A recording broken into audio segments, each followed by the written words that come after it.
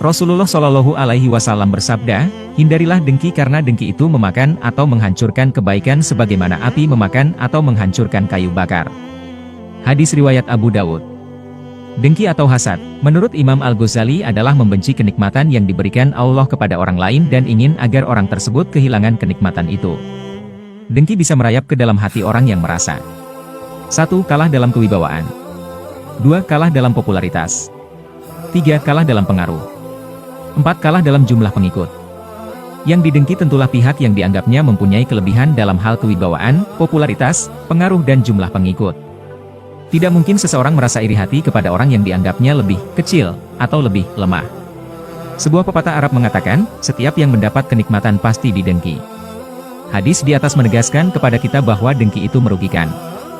Yang rugi bukanlah orang yang didengki melainkan si pendengki itu sendiri.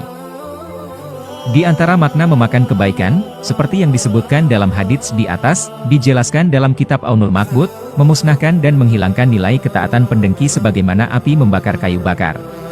Ini adalah karena kedengkian akan membawa pengidapnya memburuk-burukan orang yang didengki serta perbuatan buruk lainnya. Maka berpindahlah kebaikan si pendengki itu kepada kehormatan orang yang didengki.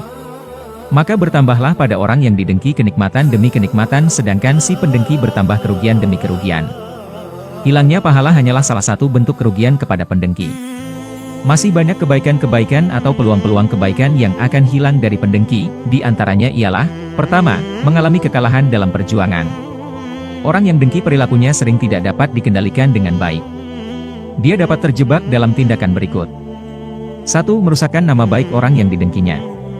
2. Merendahkan kewibawaan orang yang didengkinya. 3. Menghinakan orang yang didengkinya. Dengan cara seperti di atas, ia membayangkan bahwa ia akan menghancurkan citra, kredibilitas, dan daya tarik orang yang didengkinya, dan dalam masa yang sama mengangkat citra, nama baik dan kredibilitas dirinya. Namun kehendak Allah tidaklah demikian. Dari Jabir dan Abu Ayyub Al-Ansori, mereka mengatakan bahwa Rasulullah Shallallahu Alaihi Wasallam bersabda, tidak ada seorang pun yang menghinakan seorang muslim di satu tempat yang padanya ia dinodai harga dirinya dan dirosakkan kehormatannya melainkan Allah akan menghinakan orang yang menghina itu di tempat yang ia inginkan pertolongannya. Dan tidak seorang pun yang membela seorang muslim di tempat yang padanya ia dinodai harga dirinya dan dirosakkan kehormatannya melainkan Allah akan membela orang yang membela itu di tempat yang ia menginginkan pembelaannya. Hadis riwayat Imam Ahmad, Abu Dawud dan At-Tabarani. Kedua, kedengkian dapat meruntuhkan kredibilitas. Ketika seseorang melampiaskan kebencian dan kedengkian dengan melakukan propaganda buruk, hasutan dan usaha menjatuhkan pihak lain, jangan kita punya bayangan bahwa semua orang akan terpengaruh olehnya. Karena yang terpengaruh hanyalah, 1. Orang yang tidak membuka mata terhadap realitas. 2. Orang yang tidak dapat berpikir secara objektif. 3. Orang yang memang sudah satu frekuensi dengan si pendengki.